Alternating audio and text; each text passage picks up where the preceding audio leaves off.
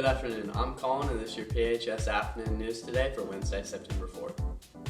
Homecoming ballots are in your emails. Please submit your ballots by Friday at noon. In honor of Homecoming Week, we will be having dress-up days. Today is Wednesday, Thursday is favorite sports day, and Friday is all out purple and gold. Junior high volleyball, 7th grade, lost 2 sets, 19-25, 21-25. 8th grade won in very exciting 3 sets, 28-30, 25-16, 15-6. Big shout out to Abigail Tapp serving 22 of 25, including 8 aces, and Carly Higgins with 2 blocks. Great job, girls. Boys tennis defeated Kaulen last night.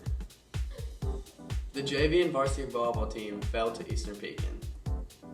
I'm Kaulen, that's your afternoon news. Have an amazing day.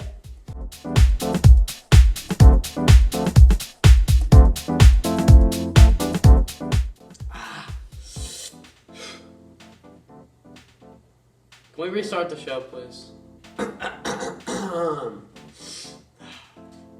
Boys, JV, and varsity volleyball team. Okay, scroll back up. Ooh, ah.